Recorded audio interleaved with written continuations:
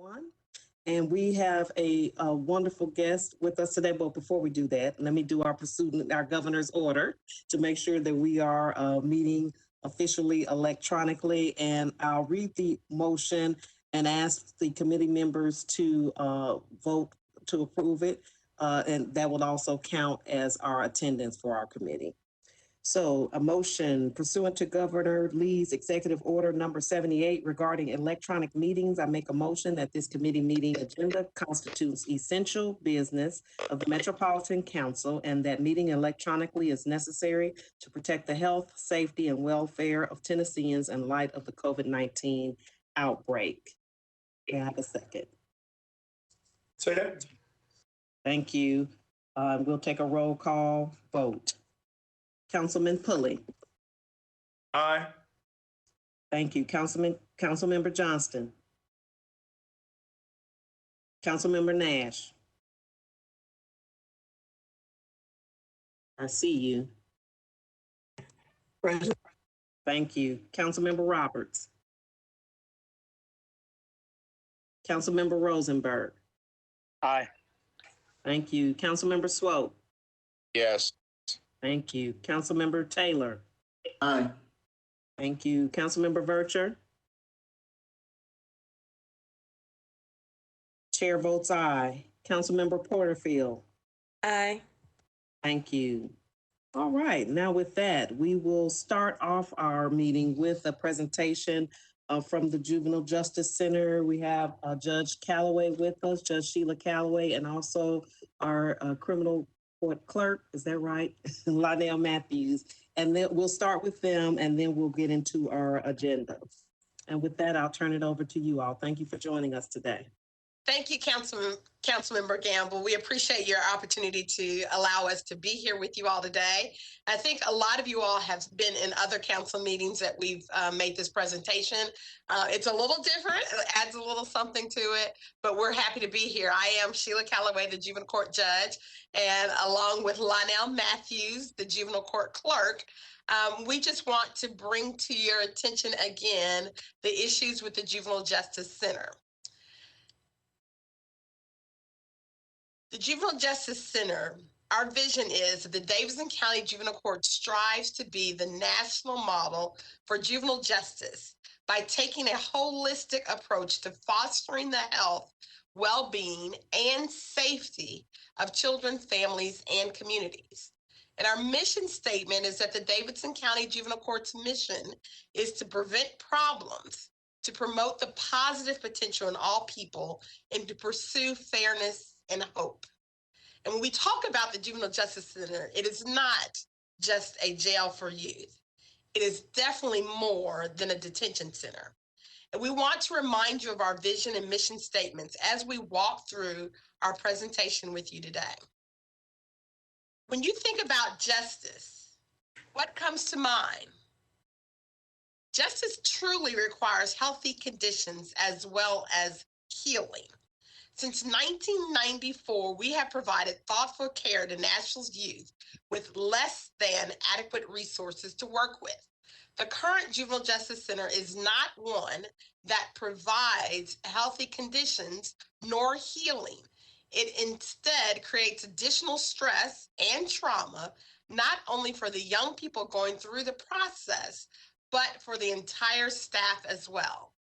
And this is unacceptable. Our city deserves more than the bare minimum. And right now, our justice system doesn't even have that. So we are here today to present a unique opportunity to do right by our Nashville youth and to also be a leader in preserving Nashville's future. In order to do right by our future, we need your support. You all can make a difference when the Juvenile Justice Center is prioritized in the next budget. Now, these are some of the programs housed at the Juvenile Justice Center. Doesn't even begin to cover all the work our staff do in the community and the work of our community partners like the Oasis Center. Notice that the detention center program is just one item on this list. It accounts for one piece of our work here in Nashville. The purpose of Detention Center is to provide short-term, structured detainment to juveniles awaiting trial, so they can be confined in a safe environment, continue their education, and engage in positive rehabilitation. A report from Smith Studio, Genesis Engineering Group, and Arch Angle Protective Services stated that considering all the functional deficiencies that currently exist in the courthouse, the facility fundamentally lacks any consideration for a trauma-informed environment. The narrow and congested corridors, lack of natural light, and inferior acoustics can easily traumatize an individual who may suffer from PTSD, emotional trauma, or other behavioral issues, or simply because of a child's age and how overwhelming and intimidating a courthouse can be perceived in their mind. Here are some of the ways that the current JJC facilities are not allowing our staff to support our mission and vision. Parking and accessibility. The JJC is centrally located near downtown and does have direct access to the bus terminal and major interstates. We also have some private secure parking on site. However, our parking lot does not have enough space for all of our staff, community partners, and all the families that come through our center every day. Many families have to pay for public parking. There's no drop-off area in front of the facility or any handicap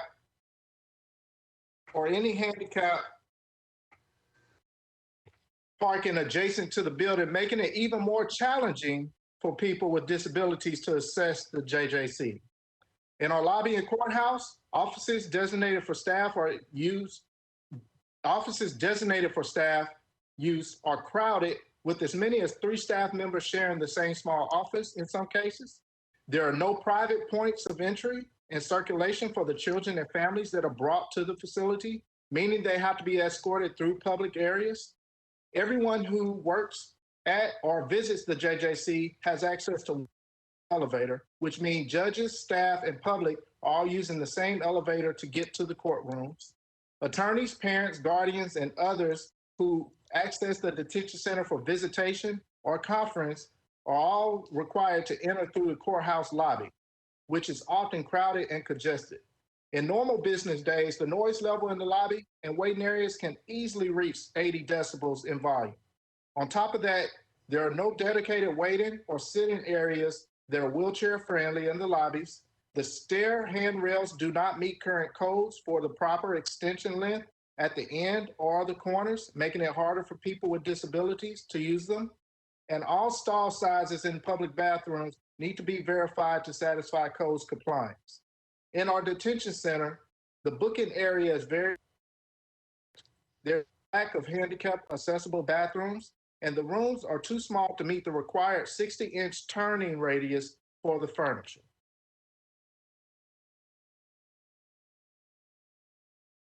Carlton Ross is an attorney who practices in the Davidson County Juvenile Court. Our staff works to create the right environment for these kids to work through their trauma, but they don't have the resources or space to do so effectively. The space lacks private rooms for our staff and attorneys like Mr. Ross to meet with clients. We've had to turn closets into courtrooms, and again, there isn't a private interest for judges. Carlton told us, just stop and think about this for a second.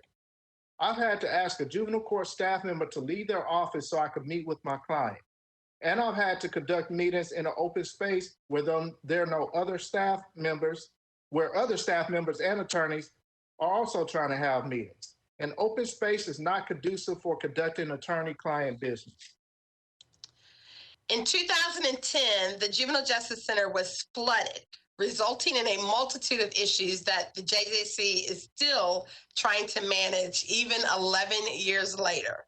The lower level of the Juvenile Justice Center was renovated as part of the 2010 flood mitigation efforts, but it is still experiencing serious issues. The HVAC in this portion of the building doesn't appear to be very well functioning. The collapsed sewer line runs through this division. The storefront windows in the detention area staff offices are showing signs of leakage and seal failure.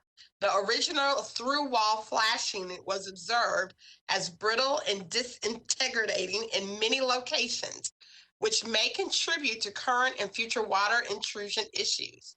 Speaking of water intrusion, the Juvenile Justice Center has been working through a plumbing problem for more than 10 years, causing the entire building to smell like sewage and making the young people and our staff sick. Ultimately, the employees dealing with the most trauma to help the city's most vulnerable have to do so in a terrible building that causes additional stress. What you're getting ready to view is what no employee should have to endure at the workplace. According to Jane Taylor, one of our probation officers that deals with people in recovery, human waste has actually come up in the sink. It was awful and embarrassing to the families, and it became normal. What message are we sending to the families and community that we serve?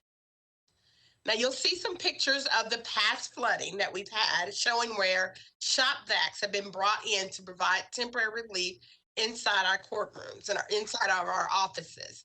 You'll also see in this other picture where the flooding was infiltrated into our boiler room. Our warrants and our probation officers were infiltrated by a raw sewage explosion on August the 17th of last year, 2020. As the staff opened the door to start their morning, their hallway to their areas was flooded. Hazmat team had to come out. Part of the walls had to be torn down and replaced. These numbers were pulled together late last year. However, the magnitude of the financial strain it is causing cannot be ignored. As you can see in all the photos we've shown, there have been countless repairs that have had to be done at the Juvenile Justice Center. We have spent $1.6 million from 2014 to 2020 in order to make repairs to the building. If we continue to go down that trend of putting Band-Aids where we need a change within the next 5 years, we could see easily a $690,000 price tag only on the repairs. Our current building was built in 1994, and it was already too small for our city's projections back then. Now we're facing a potential disaster. A major issue with this space is that it lacks trauma-informed care for the children and families, along with resources for the staff also dealing with trauma. Trauma-informed care calls for a change in organizational structure where an emphasis is placed on understanding, respecting, and appropriately responding to trauma at all levels. Additionally, due to the limited size of the current JJC and where the building is located, renovating the existing structure would be challenging and expensive, and it will leave no room for parking or future expansion. Plus, construction to the current building will require relocation of part or all of current operations. We want to provide an example of how the state of Missouri rebuilt its Justice Center to become a trauma-informed space. Our rebuild might look different in Nashville, but this is how we know their investment worked. Missouri's recommitment rate, new juvenile offenses, and long-term recidivism into the adult system, incarceration within 3 years, lower 6.6%. And 69% of youth remained law-abiding for 3 years or more. Critical incidents were lowered. Graduations and GED success rates were reached with 461 students completing their secondary education, including 49.19% of all 17-year-olds at the time of discharge from custody, over 3 times the national average. 90% were productively involved at the time of their discharge, meaning they were actively attending school, secondary or college, and or actively employed. How could this be implemented? By humanizing the conditions for employees and young people. Now, throughout this presentation, you've seen how our current building isn't suitable for children, families, and community partners who come there. It definitely is not suitable for our staff who are already working through traumatic solutions. Nashville's families deserve better than the bare minimum, and no amount of repairs to this building will take it above the bare minimum. In order to carry out our vision and mission, the only solution to this problem is a new building. So what can you do? You can support our plan for a new juvenile justice center that is secure, safe, and trauma-informed. Our new plan includes additional meeting rooms for attorneys to meet with clients and therapy sessions to support both the youth and our staff. It also includes free parking and improved infrastructure and multiple entrances to increase security. Most importantly, it includes a 24-hour assessment center so our staff can have a dedicated place to learn more about the child and get in touch with parents rather than sending the child directly to a detention center that can be psychologically harming or sending them home without services to assist them. This is the only way we can do our jobs effectively and ensure justice for Nashville's children. We acknowledge the step that Mayor Cooper took in the recent capital spending plan, including funding to hire a program manager tasked with identifying a location for a new JJC as a necessary first step. Now the Metro Council has the opportunity to take a bold next step by making construction of Nashville's new Juvenile Justice Center the top county-wide priority in the next capital improvement budget. By prioritizing the Juvenile Justice Center in the upcoming budget, you are also prioritizing the entire Nashville community because Nashville deserves more than just the bare minimum. We need your support. The community needs your support. The children need your support. Thank you all. Thank you. Thank you for that. Oh, wow. Very informative presentation. It's very clear that we need a new juvenile justice center. Can you give us, and forgive me for not having that in front of me, what is the estimated cost for the new center? Yes, when the study was done in 2017, the estimated cost was a total of $130 million. Now, some of that cost would not be significant now because at the time of that design, there was also a proposal to add in a homeless center for homeless youth. That cost would not be necessary because there was a separate grant that Metro government was given in order to do that in another facility. So that cost would come away from that. But the total at the time when the study was done in 2017 was a little over $130 million. And is there a proposed location for the new center, or is it a matter of rebuilding where you are? No, we could not, based on the square footage that is needed, we would not be able to rebuild on the same location that we are. At the time, there were 2 properties that were identified that would be possible places.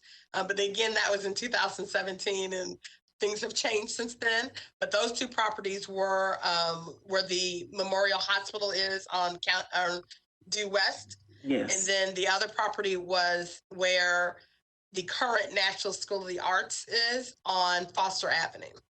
Okay. Okay, great. Let me look down the list and see if we have any more questions from any of our committee members or any participants on the call. I do not see any hands. All right. Well, thank you both so much for coming and just giving us great insight into what's going on in the Juvenile Justice Center and why our support is very much needed in moving forward and getting a building that we can be proud of and that is really necessary. It's really necessary for our city to address this. So thank you both. Thank you. Thank you for your time. All right. So we will move into our agenda really quickly. I have several items on consent and I'll read through those and you can let me know if something needs to come off. First on consent, RS 2021-835 by Benedict exempts Bavu located at 1601A Riverside Drive from the minimum distance requirements for obtaining a beer permit. Also resolutions on consent.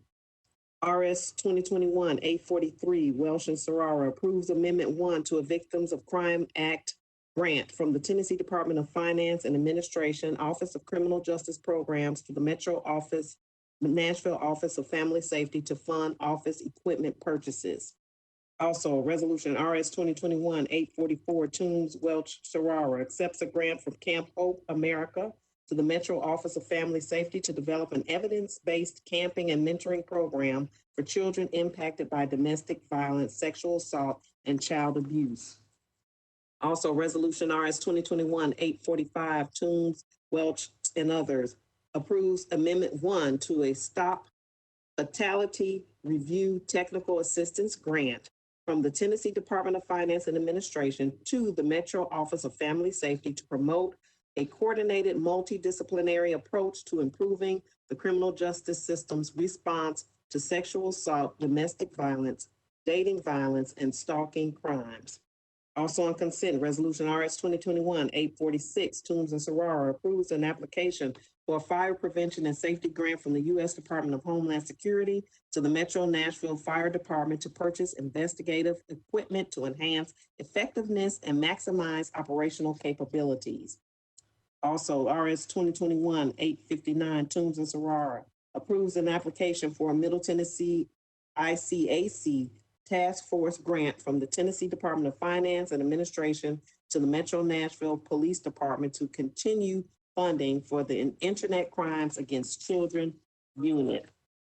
And that is our consent agenda resolution. So moved. All right, it's okay. So I guess nothing needs to come down. Thank you, Councilman Swope. May I have a second? Thank you, and we'll take a roll call vote on the consent agenda. Councilman Pulley, Aye. Councilmember Nash, Aye.